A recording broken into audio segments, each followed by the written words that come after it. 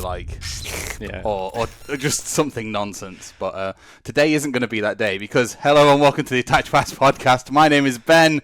I am joined by the wonderful Morgan Allett. How you doing, Morgan? I'm doing all right, thanks. Perfect. Well, glad to have you here. Thank you very much for being on. It is an absolute pleasure to see yet another face of our really, really good community here at Sanctuary Gaming Centre. Ever growing. I mean, we had like another 22-player event 22. This week just gone, and it's constantly just getting more and more consistent at those numbers, which is great. But I pulled you on today because of two reasons. Number one, I think you're a pretty swell guy. Thank you very much. Oh, well, you know, a great Elvis impersonator as well. Oh, no, yeah, apparently. I think you're a pretty swell guy. I get along with you really, really well. Mm-hmm. We've had a couple of games before where we've played, and I've enjoyed our games. Yep. Despite probably them going a bit more one-sided than expected. Yeah, maybe a bit. But yeah, I want to know.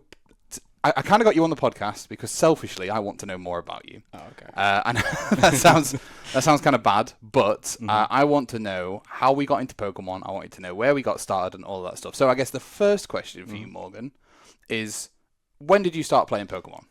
Well, it's probably near to the start of when Sanctuary first started doing Pokemon. Okay. That was 2022? Yeah, somewhere around about there. Yep.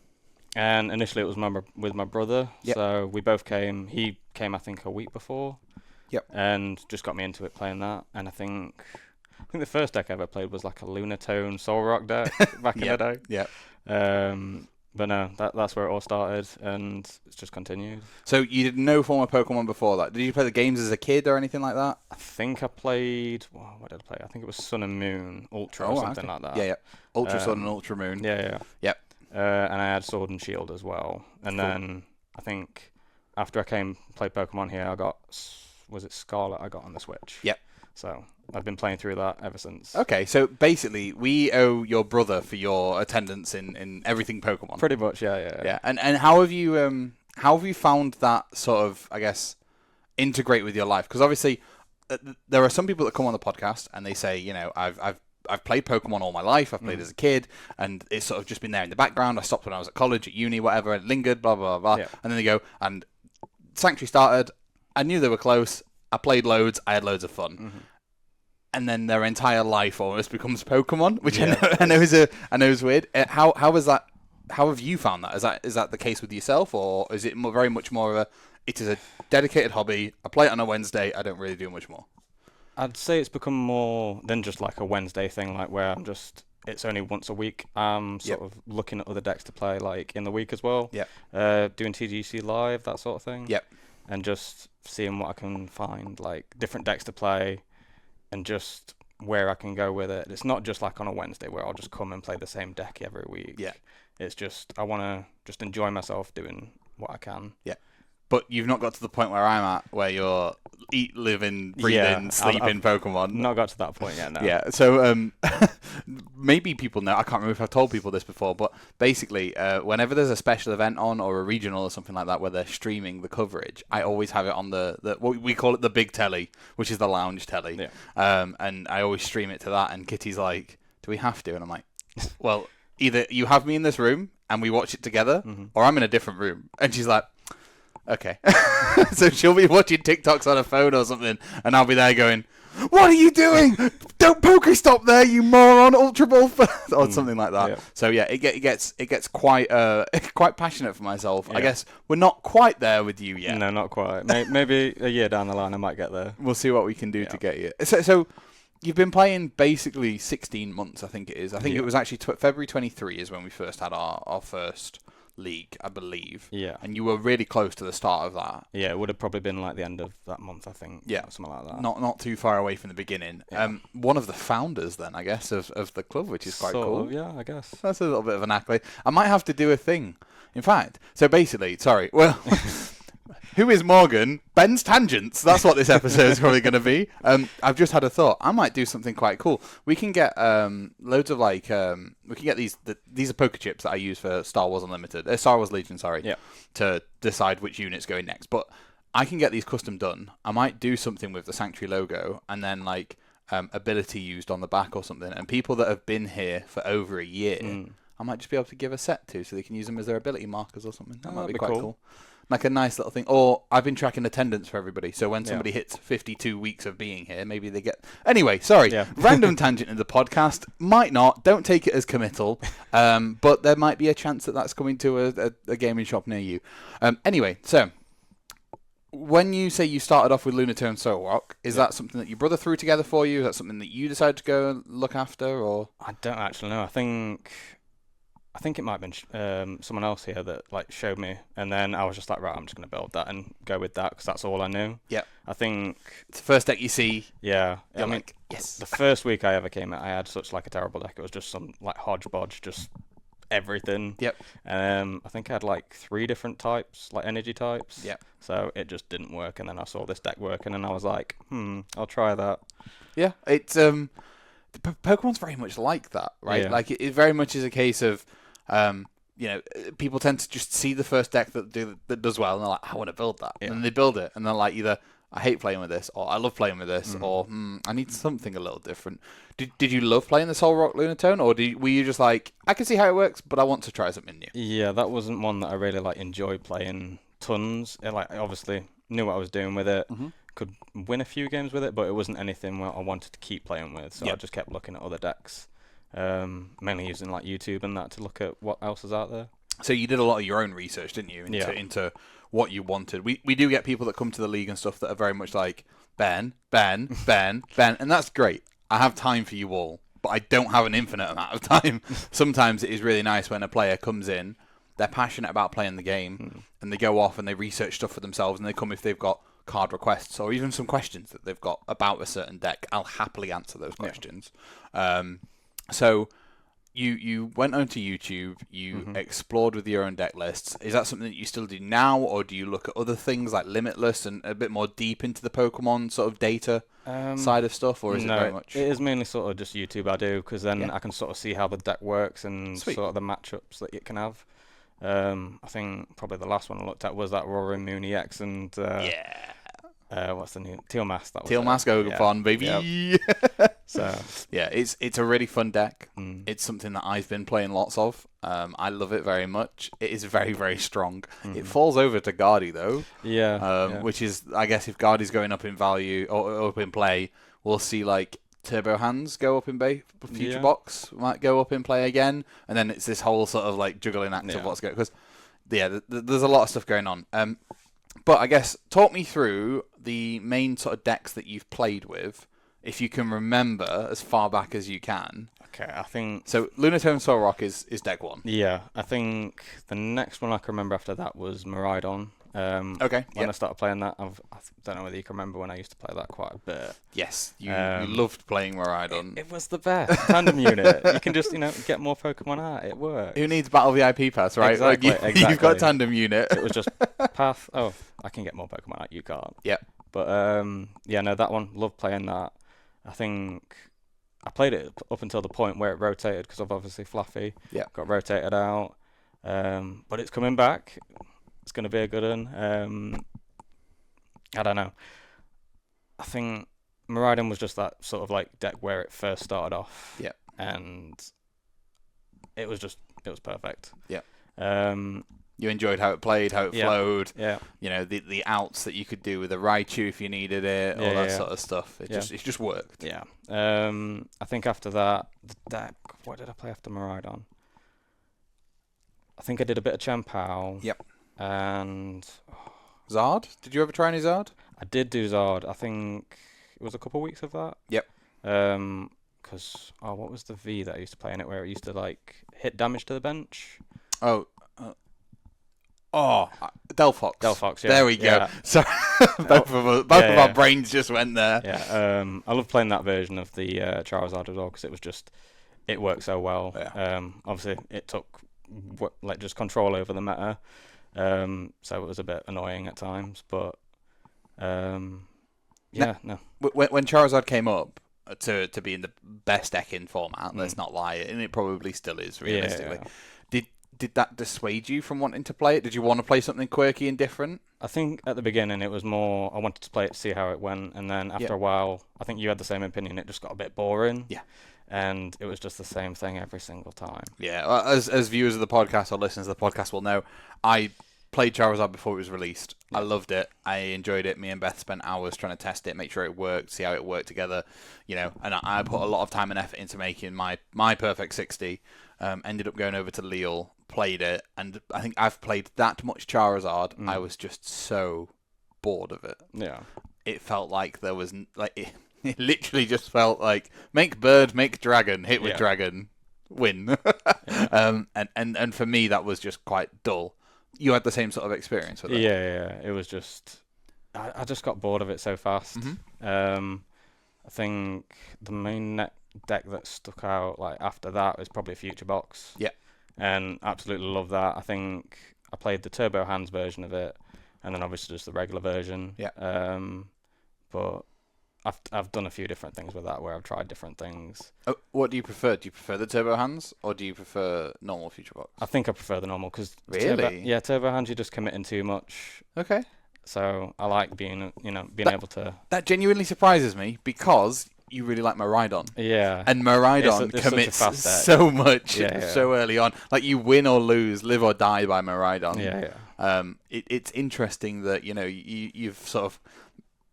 Maybe you've sort of gone, I really like this deck archetype with this deck. Yeah. I'm not so keen on it in this format.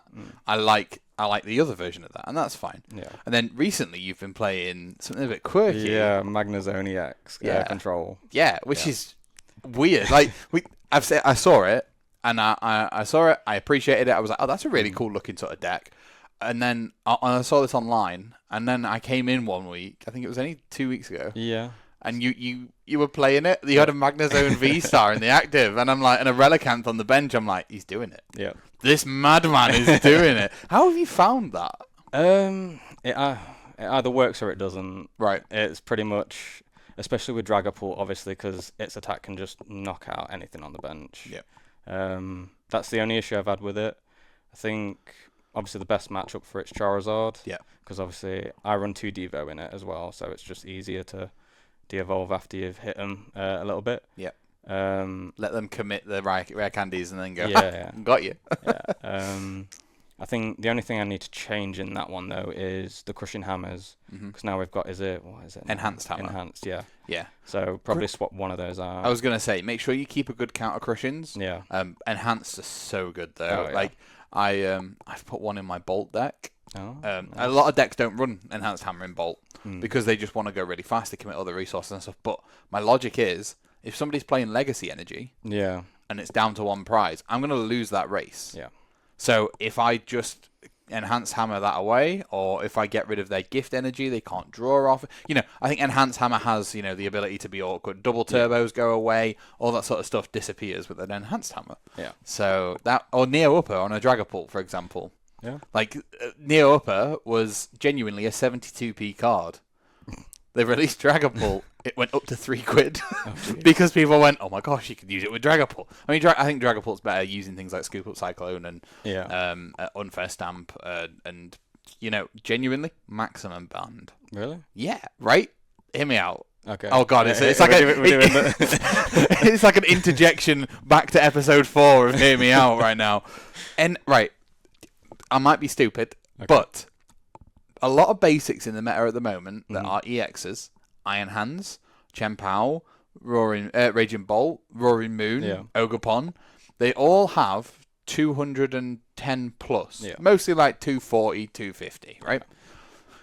Dragapult does sometimes run Vitality Band and Defiance Band and stuff like that. But if you put Maximum Belt in it, you can be ahead, hit for 250 on the active, spread 60 on the bench. Yeah. If you manage to spread into like a Charmeleon, if you hit them then... Like, it just helps. Maths, numbers. It just helps a little bit. Yeah, maybe it's not the best choice, but I'd like to see a couple decks run it. So yeah, Maximum Band's pretty good. Anyway, so Magnezone. Yep. Are you enjoying playing it, or are you finding it a bit frustrating? Is there things you'd like to fix consistency-wise? I think I fixed things consistency-wise because when I first played it, I think not last week before, I couldn't get the energy on my Magnezones. That was the main issue I was having. Yep. So I've just put an Earthen Vessel in there, Carnarvon it at any point. Yep. That was the main issue, and then you can always junk hunt it back as well. Yeah, exactly. But no, I think as regards to the control sort of side of things, it's a lot slower play than what I've been used to. Yeah. So it's more just keeping track of what I've got in my discard and what I'm doing each turn. What's in your prizes? What's in your deck? Like with Miraidon, you've gone from such a fast-paced, almost blistering speed deck, and now you're playing control, which is the complete opposite. Yeah. Like I assume you win through prize cards or deck out, right? Yeah. Have you found that it's more prize cards or more deck out? So I think the first game I had last week, that was really close to my opponent decking out, but obviously they managed to get the prize off me, so I lost that one. Yep. But it's about 50-50. Okay. It depends what I'm going up against. See, this is what... Right. I am notorious for hating control. Because when Block Lax first came out, I hate Block Lax. Because it doesn't play the game, you don't interact with your opponent. Yeah. You just go, good luck. Right, that's basically what you do. You just sit there and do bugger. You penny loop and go, get wrecked. And I hate it. I don't think it's fun for either player. Whereas something like Magnezone control or even Pidgeot control, I've seen I find them rather interesting because they go behind and then they take advantage of the fact they go behind to either counter catch or stall something in the active, that's one line of play, or more and more we're seeing them actively taking prize cards to win the game via prize cards, which I find incredible. I think it's a really nice niche way to be able to play control. It lets you play the deck archetype you want, but allows your opponent to also interact with the game, which I quite like.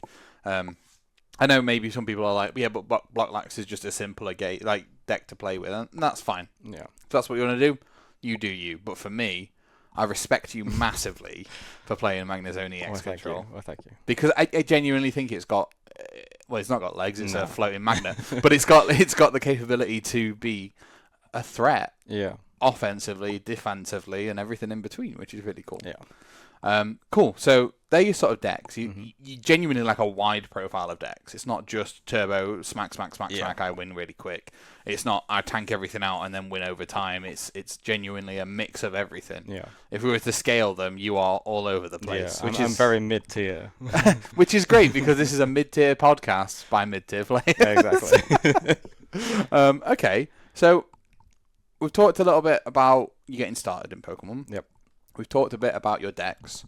Obviously, being new to the game, we have a rotation system in place where cards from a certain era go away and new cards come in and replace those things. Yeah.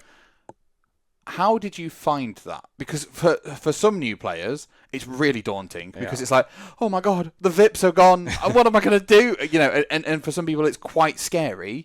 But how did you cope with it? Did you do a lot of research? Did you just trust the process? What was your sort of experience with rotation? I think with rotation, initially I was like, oh god, I can't use any of these cards. So I had to figure out where I was going to go from that. Yeah. Obviously, looking at newer sets that were coming out, though, I think as soon as I saw Buddy popping, I was like, thank God. But there's the VIP replacement. Exactly. And it's better. Yeah. But no, after I did a bit of research looking into what sort of people were playing, like what decks. Yeah. And then it kind of just made it feel a bit easier to go from pre-rotation to post-rotation. Yeah. So it's just a whole lot of research, basically, Yeah. to I guess make yourself feel comfortable. Yeah.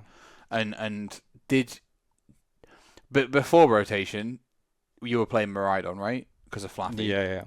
And then obviously post rotation, you then sort of mixed it up because we'd lost Flaffy. Yeah.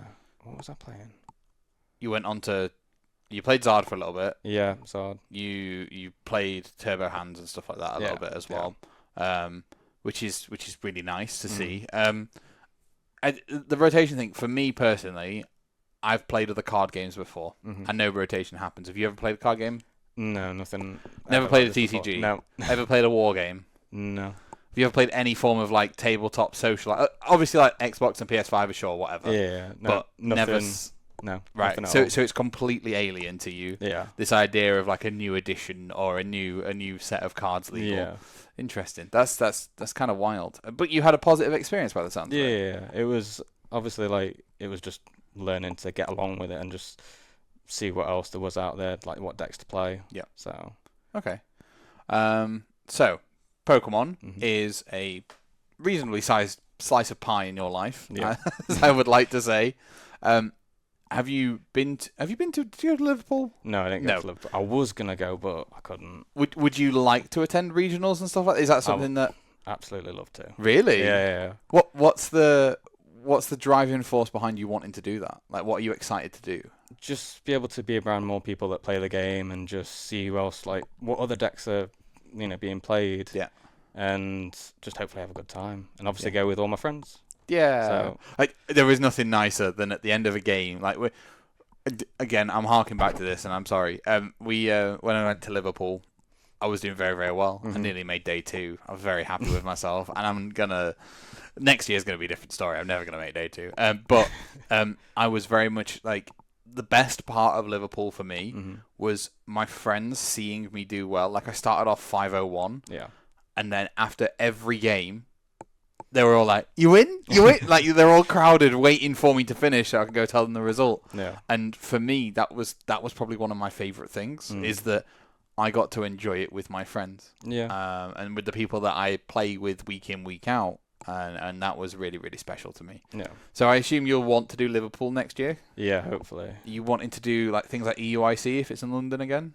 Yeah, It will be. Yeah, I'll do London and like Liverpool. It's anything a bit further out that I'd be a bit unsure about. I mean, is that because you don't want to travel, or is that because it's a different country? Or no, I'm fine with traveling. It's just obviously sorting it out and having to figure out what's happening and how you get in there and where you stay in, that sort of stuff. And I think if it was anything further afield, sort of like America, sort of anything like that. Yeah. I've never really done solo traveling, so that would be a big thing. Yeah. See, what you would, I mean, anything in Europe, Yeah. you won't be solo next year because I'm doing every regional I can. Oh, okay. So if you ever want to come along and you want somebody to be there, I'll let you know. I'm gonna be there. Hopefully, touch wood. Touch wood. You can't see me. In fact, on this camera, you can see me touching the table. Yep. I'm gonna try to get to every regional possible next year. Because I'm going to try and make a stab at Worlds, but we'll see. We'll see if I can do it. So yeah, if you ever want to do some non-solo traveling, I know a guy. I'll let you know. I know a guy that's got quite flexible work arrangements as well. So if you need anything, just shout. I'll hopefully help. Yeah. So that'll be good. So you are interested in doing regionals and stuff like that. I assume, is that with a scope to do loads of practice before to try and get as high as you can, or is that genuinely just to go play? If I had the time to do the practice, yeah, I'd 100% do that and try and see if I could make day 2 or something like that, maybe. Yep. But I think the main driving force behind it is literally just go have fun with my friends and just have a good time. Yeah. So, would you do side events and stuff? If I don't know. Oh, hang on. Before we start that, if for example you went 0-3. Yep. Like, you lost all 3 games to start with, and there is no chance of you making day 2. Would you drop and go play side events, or would you continue to play all 9 games? This is a question that a lot of people answer very different. In fact, I think this is the first time I've asked it on the podcast. I think I'd play all 9 games. Yeah? Yeah. Do you know why you would play it, or is it just a feeling? It's just a feeling. I mean, I'm there to compete, obviously, aren't I? Yeah. And I don't know. I feel like it'd be taking that away from someone else as well because they'd not be playing against someone. Yeah. So it's just, it's just wanting to go and meet new people, obviously, as well. Yeah. You do get to meet a lot of new people, and I've genuinely made friends. EUIC, my very first opponent, bless him, he was playing Tusk Mill and I was playing Guardia. I absolutely schooled him. It was weak to psychic, innit? So I can basically hit him with a Rolts and win. Yep. But we've been talking, WhatsApping back and forth, and he's sort of said, he's from Liverpool. He said next year, don't buy a hotel, stay with me. Yeah. I'm like, okay, this is a bit weird, but I guess we'll do it. And he's also said, I want to go to regionals next year, but I've not really got anybody to go with. I'm like, dude, let's just, I'm happy to have a big party of people, exactly, like the misfits of everybody, like the lone. No, so yeah, getting to know people is really, really good. Yeah. I just know some people that are going to compete, and if they can't make a decent run at it, if they'd go 0-3, they'll just drop. But for me, I want my money's worth. Yeah, that comes from like being a kid. Mum was always like, make sure you get your money's worth of everything. Yeah. So I was very much like, I will play all 9 games because I paid money to play games. Yeah. I will play the games. But it's nice to know that you're excited for regionals and stuff. Do you think you're gonna obviously it's easy to ask me this now, and you're probably going to say yes, but do you think in 12 months' time you'll still be playing Pokemon? Like 100%, yeah. Yeah, you think it's going to be more intense, less intense, about the same? What would you like it to be, actually? I don't know. I like it the way it is now, where it's something that I do every week, near enough. Yeah. Obviously, some weeks I can't come. Yeah. But it's something that's always in the background of, like, where I can always go to it if I've got nothing to do. Yeah. And it's just something nice to do when I've got the spare time. Yeah. So I think I'd have it stay the same. Okay. Interesting. Yeah. Let's see if we can up the ante and make you play 5 times a week. Oh, God, you're going to make me become you, aren't you? Sorry? You're going to make me become you, aren't you? No. Have you thought about judging? Weirdly enough, I have. Have you? Yeah. I was Okay. going to ask you about that. Okay. Yeah. Well, we'll have to have a chat after the podcast. Mhm. If you want any help with judging stuff, or like learning how to do it, or anything like that, or if you want to shadow me or whatever, or want some advice, feel free to ask. Like, becoming a Pokemon professor is very simple. You literally, it's 10 questions. Oh, okay. And you need to know, if you want to be a judge, you need to know about the game. If you want to be a TO, you need to know about the structure of the events. Right. And it's pretty easy to be able to do enough research to learn and swat up, if you like, and get the bits you need. It's completely free to do. Yeah. It's online. It's cool. I find judging really rewarding. But I do find, obviously, because I'm a league owner as well, it hinders my ability to be able to actually play the game sometimes. Yeah. Because it's I have to run the event and I can't play Yeah. it. That makes me sad. It's like tonight I'm heading off to a league. Yeah. Because I want to play the game. And I'm just like, I'm going to travel 35 minutes, whatever it is, to go and play in a league because I enjoyed that. Yeah. But if you do genuinely want to do some judging stuff, you will learn a lot about the game, arguably more than when you play it. Yeah. Or different, not more, different things from when you play it. And it's a lot of fun. I would highly encourage anybody to be a judge. Yeah, I think that's the main driving force behind it. Just wanted to know more about the actual game and just what's involved. Yeah, and where a penalty's given. Yeah, exactly. That sounds really weird, right? Yeah. But if, for example, like Iono, Yeah, no, don't right?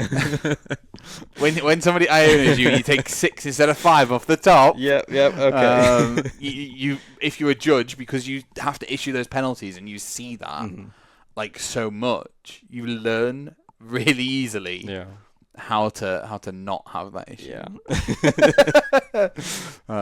Is that probably one of the worst cards to be played against you, do you think? Probably, yeah. Is that the one you think you slip up the most on? I think it was when Iono first came out that I always used to do it because I was thinking, oh, it's a judge. Or you shuffled it back in. Yeah. Or That's initially what I did, and then just since then it's just been hell with Iono.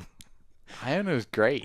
Honestly, it's a good card. Don't get me wrong. It's just I struggle with it so much. I think Iono is one of the best cards in format. I genuinely think a lot of people like it and they think it's really good and they appreciate it. Yeah. But I guess I played a lot of Guardy and we live off Iono. Yeah, like we much. have to live off Iono. Now Iono and Unfair Stamp, we have to live off them. But it's just an interesting card. I really like it. It caused a lot of headaches. As you well know. Maybe I need to get you a T-shirt. Maybe. Or something Just make with sure I Iono properly. Yeah. Please make sure I Iono right. I take the right prizes or something. Yeah. Have you got a hated card, like the most hated card in the format at the moment? It's one that I love and I hate. Oh, because my next question was going to be, which one do you love the most? But go on then, hit me with it. It is Iron Hands EX. Right, okay. Because of the 2 prize. Yeah. The extra prize. The additional bonus. prize, yeah. Love playing it, obviously. Hate going against it. Really? It sucks. Why does it suck, though? Playing against it? Why do you think it's I think difficult? I think when Futurebox first came out, who was it that was playing it? I think it was me and someone else here were both playing it, and he just had a better grasp on it than I did. Yeah. So I was just sort of sat there, just like, okay, this is going to end badly. So that's, I think, where the hates come from it, but also the love from it, because obviously played it in Miraidon. Yeah. And hopefully I'm going to play in another deck soon as well. Yeah. So we'll see how that goes, but it's just a mix of love and hate with that card. I love Iron Hands. I think it's a lot of fun. I remember having conversations with like Beth and people like that when they first released it, and they were like, 120 damage, take an extra prize card. Everybody was like, "Oh my god, that's insane! That's gonna break the game." And it did to start with. Initially, yeah. It completely donks Lost Box and Guardy and stuff. It turns 1 prizes into 2s, sure, but as the meta's developed and stuff, people have got used to how to play against it. Yeah. Where to build their decks so they're not quite as, I guess, greedy with certain things. Maybe they are playing a different basic that's got an ability or, I don't know, something. Yeah. And I think that's kind of interesting. Yeah. I think that's pretty cool. Iron Hands is an interesting one. Yeah. Honestly. I think for me, my most hated card in the format at the moment is probably Eri. Because they're my items. Yeah. Leave them alone. And it's also, you get to look at your opponent's hand, so it's just hand knowledge as well. That's huge. Yeah. Like, hand knowledge in format is massive. Yeah. Like, if you know what they can do, if you Eri them after... if they've got no like draw support or anything, you know exactly how to play the game, which is great, right? I understand it's a powerful card, but the ability to look at the hand and then discard 2 is wild to me. I guess it's the same with Luxray V with its Sharp Fang. Yeah. Look at the hand, get rid of a trainer. Yeah. Mental, absolutely mental. I think that's really powerful. A good card. Don't get me wrong. I don't like it. I hate it a lot. What was your favourite card then?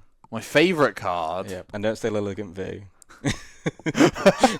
I actually played with a Lilligant V-Star deck on live the other day. It was a lot of fun, but it was bad. Oh, Jesus. I might have to actually build it and play it one week. My favourite card in format at the moment is probably Raging Bolt. Yeah. Only because of the SAR. Oh, artwork. yeah. So my favourite card so happens to be a good card in format. But the reason it's my favourite card is the artwork on the SAR. Yeah. I love my Lightning Giraffe. I really do. I think he's really cool. I think he's stupid. Like, why has he got a cloud around his head? A stupid card. Stupid Pokemon. But I really like the card. I love the scenery he's in, how chilled he looks. I'm a massive fan of Jurassic Park. So I've always got the they move in herds line going through my head every time I look at that card. It just looks like you could just like put a couple more in there and it's like, they do move in herds. Oh, yeah. And when I've got all 4 of them in play, I'm like, look, you never put 4 in play. Don't ever do that. But if I did, I'd be like, look, they're in a herd. They're my little herd. So from, I guess, visual perspective, it's definitely Raging Bolt. But gameplay, I guess, plays into this. Is actually Teal Mask Ogopon. Which is the one with the Teal Dance ability, the grass one. Attach grass energy from hand to this Pokemon. Draw a card. Yeah. Stupid. Yeah, it's ridiculous. Very strong, very powerful, particularly in a deck that cares about discarding energies like Raging Bolt. Doesn't care where it's discarding them from, it just needs to be discarded. I think that's really powerful. Yeah. And that's probably my favourite card in game because you gain card advantage, but you literally lose nothing. Yeah. It's just sat on the bench and go, yep, let's go. I guess if you have an Iron Thorns EX in the active, I'll be sad because I'll just completely shut the deck off. Exactly. But we can always Prime Catcher around it. True. Maybe. Because it can't just be hitting with Iron Thorns EXs, right? There's got to be something on the bench chilling. You never know. There might be another one there. There's like 40 on the bench and you're like, oh, God damn it.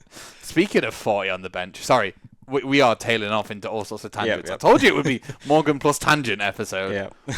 Have you seen the new releases from Japan about I think it's Area Zero or something? The new is it Stadium? Yeah. Where you obviously play it and then you can have 8 bench Pokemon. If you've got a Terra Pokemon. Yeah. If you've got a Terra. Wild. Yeah. And there's what's the new Terra Pokemon?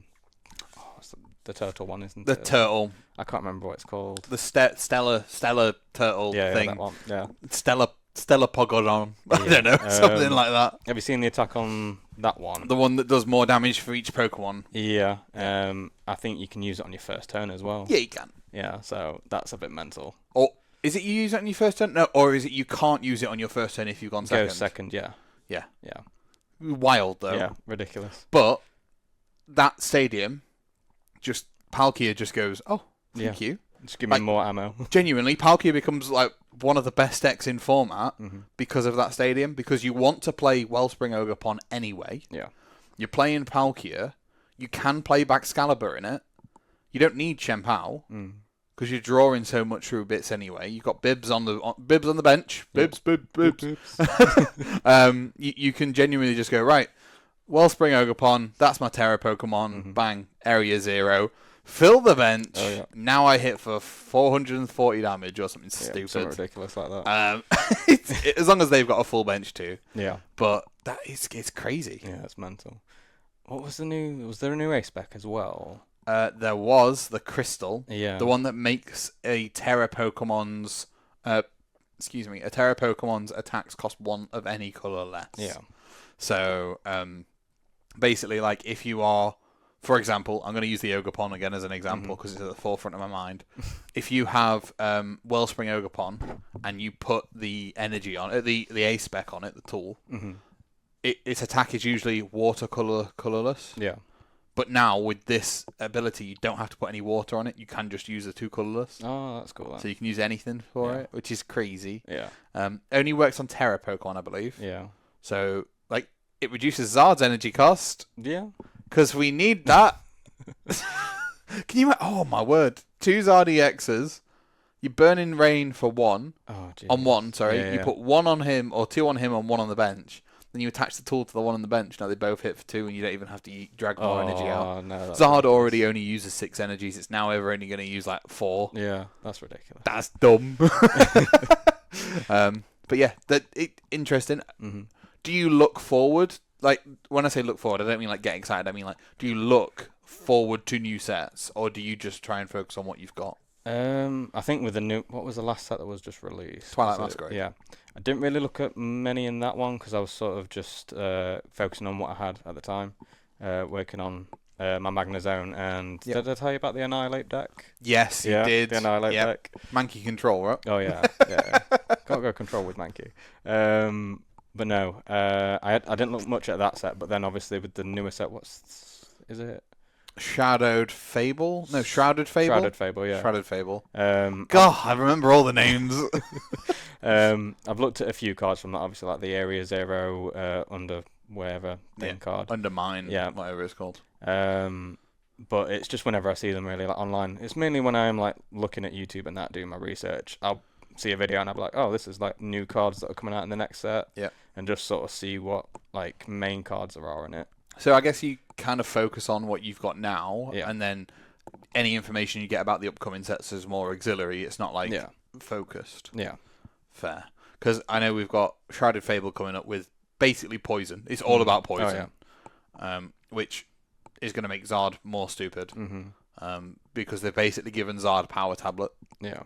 I don't know if you've seen that. There's like a little pink thing, and it's like if your active Pokemon is poisoned, its attacks do 30 more damage. No, I've not seen that yet. Oh, jeez. And there's a Pachyrison, or whatever it's called, not Pachirisu, the dark, weird thing. It's got an ability that says, once per turn, you can switch this Pokemon with your bench dark Pokemon. Right. Your new dark Pokemon in the active is now poisoned.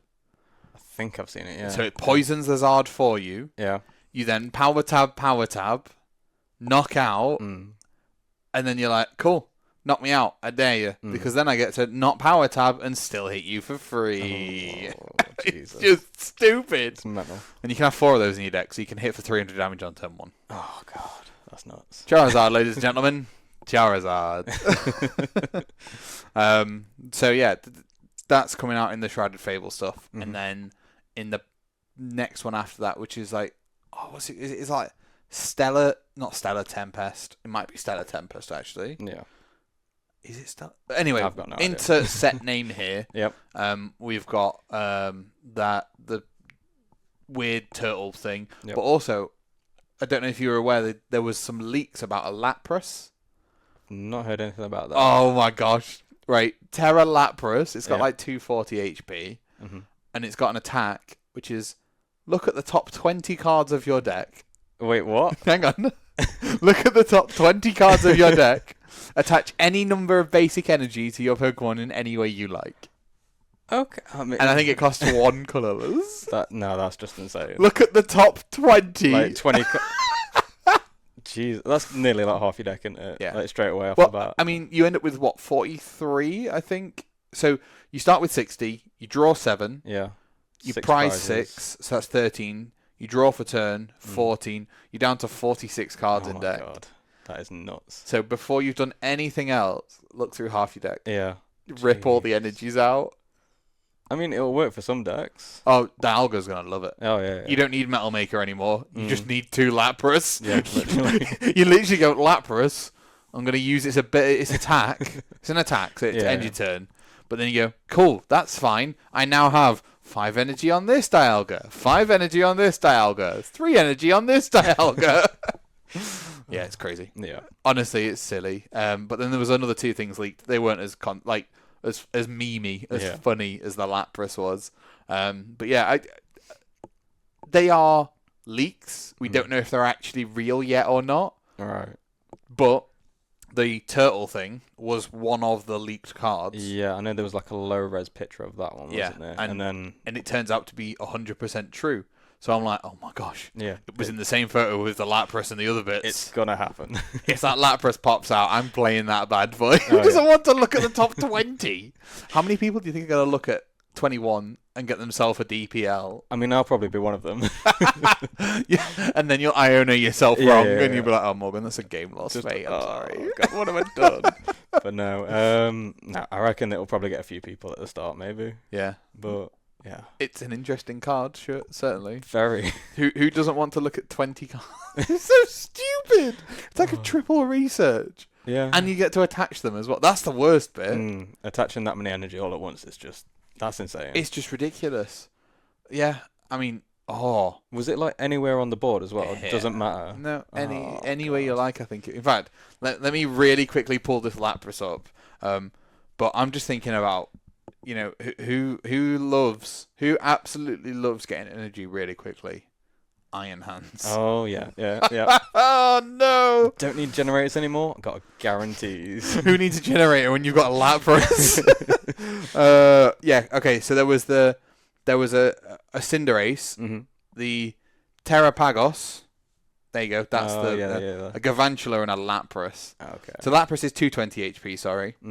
Oh, no. I'm wrong. It's 3 energy. 3 energy. 1 psychic, 1 metal, 1 water. Oh, okay. So it's a little awkward, actually. Yeah. It's a little awkward. Anyway, it says look at the top 20 cards of your deck and attach any number of... any number of energy cards. Not even basic energy. Just any number of energy cards you find there to A your Pokemon in any way you like. Okay, so... could I still make that work for Iron Hands? I mean, you could... If I have a Miraidon, the baby one... yeah. And if I had the energy... no, because Miraidon's only future, right? So you'd have to... you'd have to energy switch it to it. Yeah, I would. No, that would work. But there is that new supporter that's coming out that lets you search your deck for 2 energy, attach 1 to a Pokemon, put the other one in hand. Yeah. So if turn 1 you have a manual attach, and then turn 2 you play that, then you can look... okay, it might work. It might work. No, that's just disgusting. Please, no. And then you've got the Terrapagos. There you go. EX. That's got that unified beatdown. If you go second, you can't use this attack during your first turn. It does 30 damage for each Pokemon you benched, and it's 2 colourless. Yep. Then you've got the Galvantula, which is a 260 HP stage 1. Electric Pokemon. It's got an electric plus colourless. It's got 110 damage, plus... if your opponent's active Pokemon is an EX or V, it does 110 more. Oh, okay, that's pretty. So that's 220. That's pretty solid. Yeah. It KOs most basics. Yeah, pretty much. And then you've got a weird grass electric fighting, 180 damage. Discard all energy from this Pokemon. During your opponent's next turn, they can't play item cards. Oh, okay. Hang on. All of these Pokemon have really weird energy requirements. Yeah. Do we think we're going to see some Terra Pokemon energy acceleration? I don't know. I know there's a couple of other cards in that set, isn't there? Like there's Rotom Fan. Yeah. Where he can obviously accelerate bring more Pokemon onto the bench, I think if they're under 100 HP. Yeah. And then there was what was the Buffalo one? Is it Bouffalante, yeah. Yeah. I know there's quite a few of them that have abilities that work in tandem with the Terra Pokemon, and I think they have to have a Terra in the deck to be able to work. I wonder if that set is all about Terra then. Well, I mean, it will be, right? Yeah, pretty much. Someone where we're getting the stadium, we're getting the Ace spec, we're getting all that sort of stuff Terra based. I wonder if they've practiced and tested into the current Terra mons, because like Dragapult is Terra. Yeah. Is it Terra? Yeah, no, yeah, it's Dragapult's Terra. Yeah, it's Dragon Terra. Which is weird because it's already Dragon. Yeah. Zard is Terra. Yep. Torterra isn't Terra. No. Even though it's a Terra. What I'm trying to think of what else is meta that's Terra. Ogapon, Terra. Oh, yeah. So yeah, I wonder if they've tested it into all the other Terra Pokemon. Maybe. Hopefully they have, because if they haven't, somebody's going to break the game real quick. Pretty much. I mean, when you're giving that much power to an archetype, that's kind of crazy. But it's exciting. Yeah. So we've gone off on many tangents. It's been a very tangent and I'm video. sorry about that. It's all good. It's been a tangent podcast and a tangent video. We got to know a tiny bit about you. I would like to know more at some point. Whether that's, I don't know, we sit down and we have a conversation at some point in the future about your journey at a regional, or something like that, or whether we sit down and we talk about, what other stuff you're into. You said you're into the Pokemon games, like the video games. Yeah. Is that a lot or a little? That's more just sort of in my spare time, but I don't play it like competitively or anything like that. It's more just I enjoy playing the games. I do shiny hunt quite a bit as well. That's something that's poked up and like I've got involved in. And I think Pokemon Go as well. I used to shiny hunt quite a lot on that. Yeah. But no, that's about as far as it goes with the Pokemon games. Okay. Do you store your shinies like on Pokemon Home? Yeah. Yeah. I use that. Okay. I know a guy that made a website like 6 years ago called shinydex.com. I'm that guy. Oh, basically, you can store your Pokemon on there. Yeah. Like you put your data in, and then you can share your shiny dex with other people so they can see what you've got. Oh, nice. It tracks their genders, how many encounters it took you, how you got it, all that method and stuff. I think there's like 18 to 19,000 users that use the website. Damn. And I don't charge a single one of them. I think I might start putting like £1 a month, like a 99p a month thing on. Can you imagine 99p a month? If I've got 19,000 users, if half of them, so 8,500 users, pay me that 99p a month, I don't have to work. Exactly. Ever. Wouldn't that be great? Yeah. The taxman would also love me. Oh, yeah. So yeah, I might do that. But no, if you're into shiny hunting stuff, I know a load of streamers and communities and stuff that actively shiny hunt and can celebrate in that stuff. I know one of our locals, Adam. Yeah, he comes and shiny hunts on his. I think he had the Game Boy. Was it Pocket Edition? Or the Micro. Micro, yeah. Game Boy Micro. Yeah. The little one with the 2 buttons and the D-pad. Yeah. It's so small. Honestly, he could literally just sit there and just do it one-handed. Plays SP games. Yeah. Very, very cool, but he's a big shiny hunter. Yeah, he likes doing that sort of stuff. So yeah, you're into the games and stuff. Have you got? Did you say you got the DLC for Scarlet and Violet? I think Area Zero. Area Zero, yeah. Yeah. Because there was 2 DLCs. What was it? There was a Teal Mask. Yeah. And then there was the Area Zero one. Yeah. Where you go to, I think it's Blueberry Academy or something like that. I wouldn't know. Yeah. Do you know what? I played Scarlet and Violet when it first came out. Yep. I beat the game in like 2 days. Haven't picked up since. Haven't touched it since. Geez. You need to get back into it, honestly. Kitty's the same. But she's moved on to playing loads of stuff on a PS5. But yeah, we both sort of played the living daylights out of it. I say every day. I say 2 days. We completed the main story in 2 days, and then it took us about a week to finish the game. Yeah. But every day after work, it was, let's play Pokemon. And we both sat there playing together. It was kind of nice. But yeah, then they started doing DLCs, and I was like, oh. Yeah. However, I'm very, very excited for Legends Z to A. Yeah. Or whatever stupid name they gave it. I think it's either Z to A or A to Z. I can't remember. I think it's Z to A. Okay. I think that's one of the reasons I think it's stupid. Yeah. Because it's backwards, but it's all about Zygarde. Yeah. And that's really cool. And I really love Legends Arceus. So I really like the with the Legends Arceus. I love the regional forms they gave them. Yes. Those were so good. Oh, I'm just hoping that they give them gorgeous. some good, obviously better ones in this one. Yeah. It would be nice to see more regional forms. Yeah. I mean, sure, Pokemon have got to be pretty creatively spent. I mean, there's 1,100 Pokemon? Yeah. And we've literally reverted to having garbage bags with faces and ice creams with faces in one. One generation was just the choose an object, add a smiley face. With Gardevoir, Trubbish, and Vanilla Ice, Vanillite, and Vanillish or whatever it is. They missed a trick with that. They should have done different flavors as different forms. Yeah. Well, they did do that with what was the little dessert one? Oh, Alacrame. Yeah. I think. Yeah? Yeah, I think in the Sword and Shield games they did do like different flavour ones of those. Yeah, well, that's supposed to be like a cream puff or something. Yeah, I something can't like remember. The one that looks a little bit like this shirt does upside down. But I think they missed a trick with the ice creams not being different flavours. Yeah. The shiny form could have been a Neapolitan. Oh, wouldn't that have been cool? Yeah. Everybody would be going for that ice cream like nobody's business. Okay, so video games, great. TCG, great. Yep. You enjoy it. Yep. You're going to continue playing it, which is great. And it has genuinely been a pleasure to have you in our community and also on the podcast as well. Thanks for inviting me as well. It's been, honestly, coming every week, being on the podcast, it's always lovely. I mean, everyone's just really nice when I come, and it's been the best part of my weeks and weeks. Oh. So... That is genuinely. I know it sounds so soppy to say, but it warms my heart because this community has come from nowhere, and everybody's worked really hard to make it a safe space to be. And I think that's really important. Is that safe space? Just before I sign off properly, do you mind me asking? Do you do anything else outside, or do you like?